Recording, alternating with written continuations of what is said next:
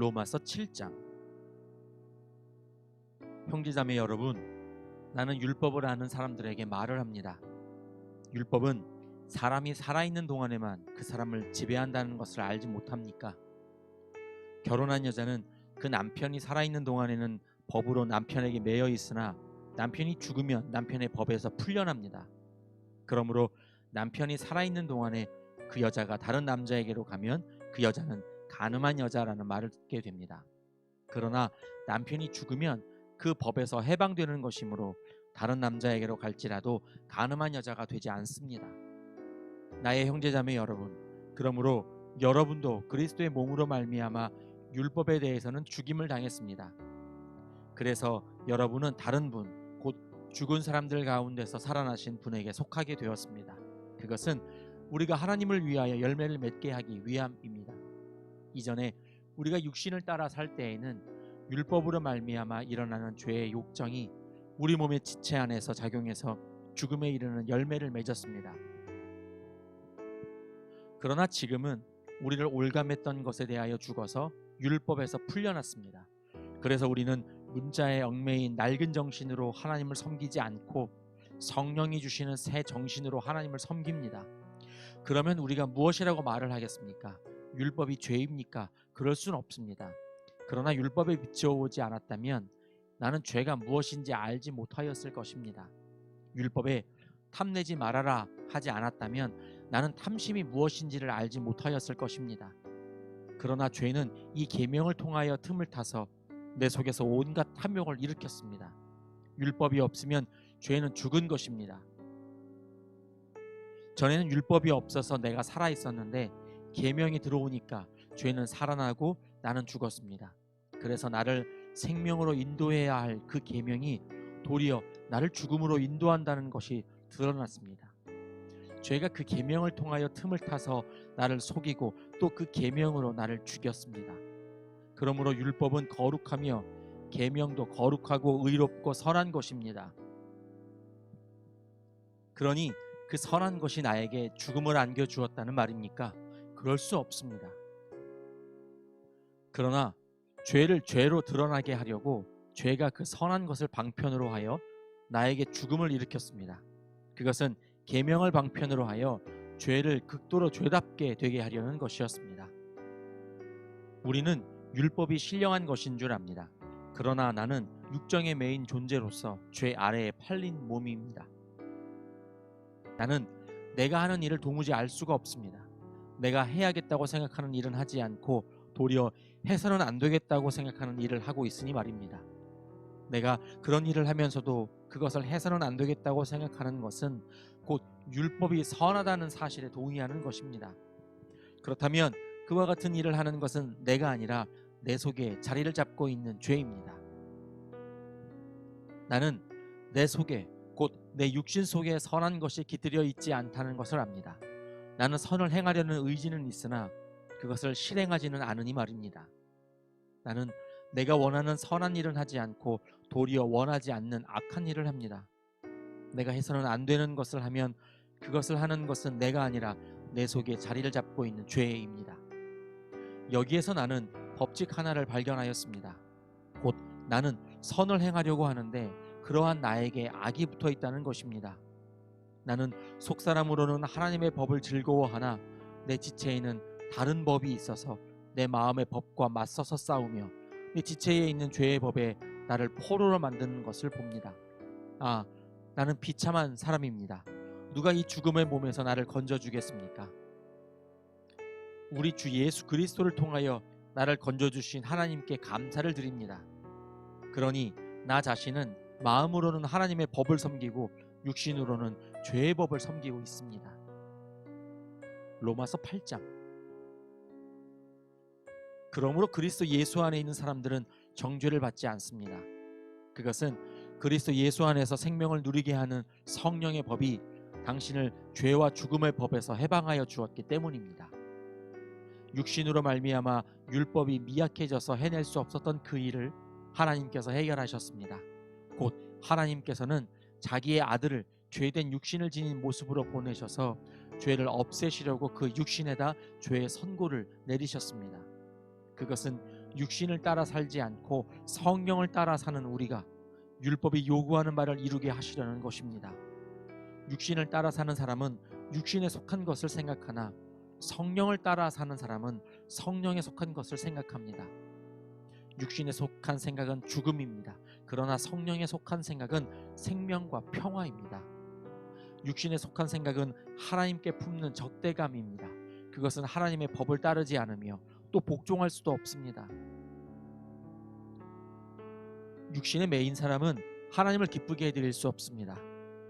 그러나 하나님의 영이 여러분 안에 살아계시면 여러분은 육신 안에 있지 않고 성령 안에 있습니다. 누구든지 그리스도의 영이 아니면 그리스도의 사람이 아닙니다. 또한 그리스도께서 여러분 안에 살아계시면 여러분의 몸은 죄 때문에 죽은 것이지만 영은 의 때문에 생명을 얻습니다. 예수를 죽은 사람들 가운데서 살리신 분의 영이 여러분 안에 살아계시면 그리스도를 죽은 사람들 가운데서 살리신 분께서 여러분 안에 계신 자기의 영으로 여러분의 죽을 몸도 살리실 것입니다. 그러므로 형제자매 여러분, 우리는 빚을 지고 사는 사람들이지만 육신의 빚을 진 것이 아닙니다. 우리는 육신을 따라 살아야 할 존재가 아닙니다. 여러분이 육신을 따라 살면 죽을 것입니다. 그러나 여러분이 성령으로 몸의 행실을 죽이면 살 것입니다. 하나님의 영으로 인도함을 받는 사람은 누구나 다 하나님의 자녀입니다. 여러분은 또다시 두려움에 빠뜨리는 종살이의 영을 받은 것이 아니라 자녀로 삼으시는 영을 받았습니다. 그래서 우리는 그 영으로 하나님을 아빠, 아버지라고 부릅니다. 바로 그때에 그 성령이 우리의 영과 함께 우리가 하나님의 자녀임을 증언하십니다. 자녀이면 상속자이기도 합니다. 우리가 그리스도와 함께 영광을 받으려고 그와 함께 고난을 받으면 우리는 하나님이 정하신 상속자요 그리스도와 더불어 공동 상속자입니다. 현재 우리가 겪는 고난은 장차 우리에게 나타날 영광에 견주면 아무것도 아니라고 나는 생각합니다. 피조물은 하나님의 자녀들이 나타나기를 간절히 기다리고 있습니다. 피조물이 허무에 굴복했지만 그것은 자의로 그렇게 한 것이 아니라 굴복하게 하신 그분이 그렇게 하신 것입니다. 그러나 소망은 남아 있습니다. 그것은 곧 피조물도 썩어짐의 종살이에서 해방되어서 하나님의 자녀가 누릴 영광된 자유를 얻으리라는 것입니다. 모든 피조물이 이제까지 함께 신음하며 함께 해산의 고통을 겪고 있다는 것을 우리는 압니다. 그뿐만 아니라 첫 열매로서 성령을 받은 우리도 자녀로 삼아주실 것을, 곧 우리 몸을 속량하여 주실 것을 고대하면서 속으로 신음하고 있습니다. 우리는 이 소망으로 구원을 얻었습니다. 눈에 보이는 소망은 소망이 아닙니다. 보이는 것을 누가 바라겠습니까? 그러나 우리가 보이지 않는 것을 바라면 참으면서 기다려야 합니다. 이와 같이 성령께서도 우리의 약함을 도와주십니다. 우리는 어떻게 기도해야 할지도 알지 못하지만 성령께서 친히 이루 다 말할 수 없는 탄식으로 우리를 대신하여 간구하여 주십니다. 사람의 마음을 꿰뚫어 보시는 하나님께서는 성령의 생각이 어떠한지를 아십니다. 성령께서 하나님의 뜻을 따라 성도를 대신하여 간구하시기 때문입니다. 하나님을 사랑하는 사람들, 곧 하나님의 뜻대로 부르심을 받은 사람들에게는 모든 일이 서로 협력해서 선을 이룬다는 것을 우리는 압니다. 하나님께서는 미리 아신 사람들을 택하셔서 자기 아들의 형상과 같은 모습이 되도록 미리 정하셨으니 이것은 그 아들이 많은 형제 가운데서 맏아들이 되게 하시려는 것입니다. 그리하여 하나님께서는 이미 정하신 사람들을 부르시고 또한 부르신 사람들을 의롭게 하시고 의롭게 하신 사람들을 또한 영화롭게 하셨습니다. 그렇다면 이런 일을 두고 우리가 무엇이라고 말할 수 있겠습니까? 하나님이 우리 편이시면 누가 우리를 대적하겠습니까?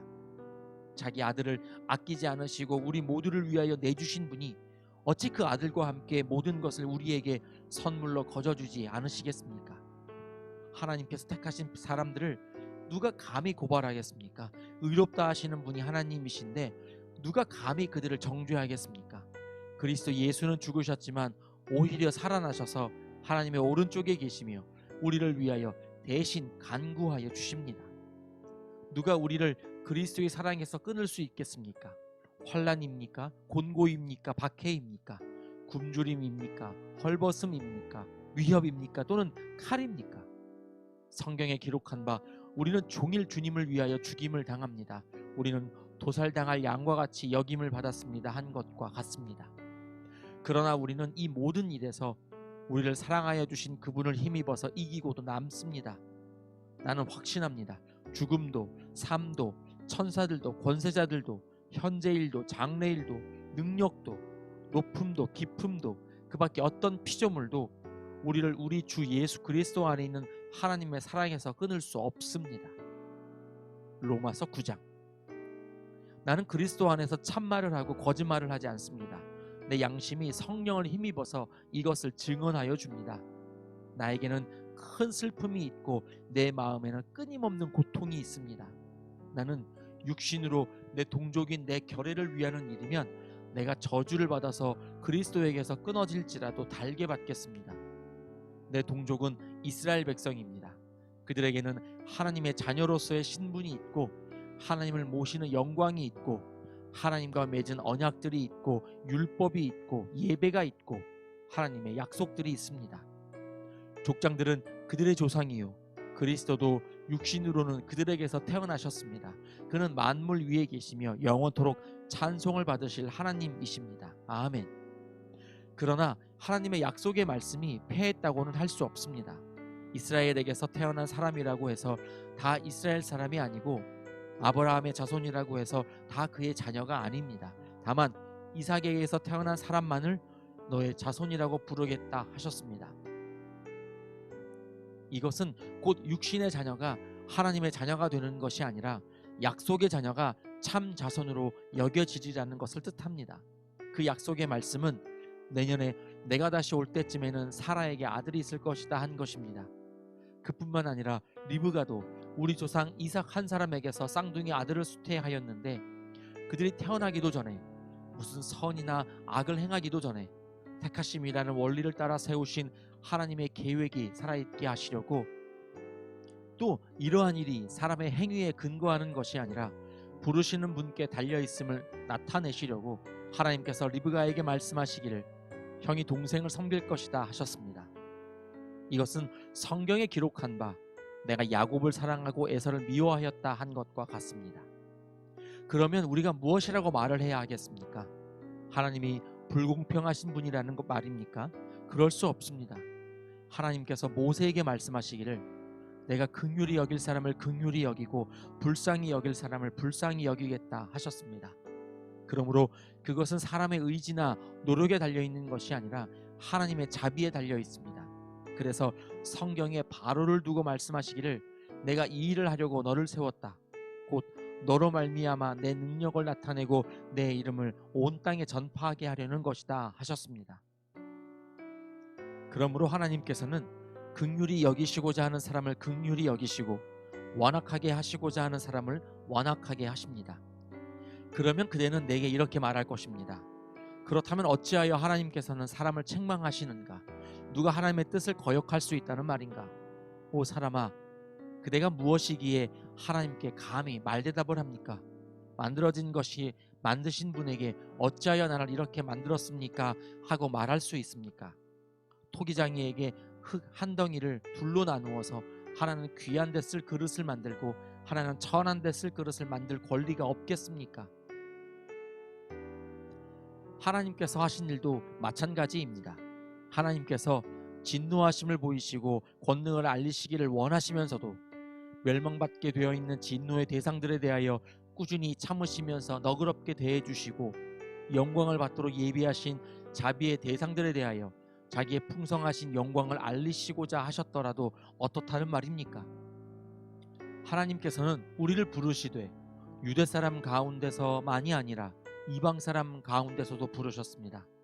그것은 하나님이 호사의 글 속에서 하신 말씀과 같습니다. 나는 내 백성이 아닌 사람을 내 백성이라고 하겠다. 내가 사랑하지 않던 백성을 사랑하는 백성이라고 하겠다. 너희는 내 백성이 아니다 하고 말씀하신 그곳에서 그들은 살아계신 하나님의 자녀라고 일컬음을 받을 것이다. 그리고 또 이사야는 이스라엘을 두고 이렇게 외쳤습니다.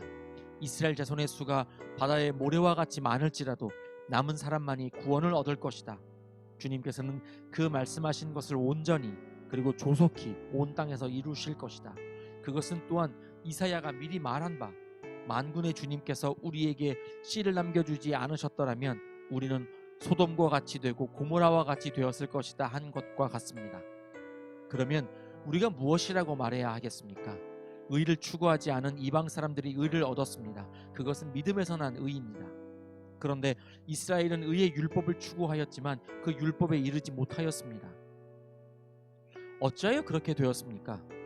그들은 믿음에 근거하여 의에 이르려고 한 것이 아니라 행위에 근거하여 의에 이르려고 했기 때문입니다. 그들은 걸림돌에 걸려 넘어진 것입니다. 그것은 성경에 기록한 바와 같습니다. 보아라, 내가 시온에 부딪히는 돌과 걸려 넘어지게 하는 바위를 둔다. 그러나 그를 믿는 사람은 부끄러움을 당하지 않을 것이다. 아멘.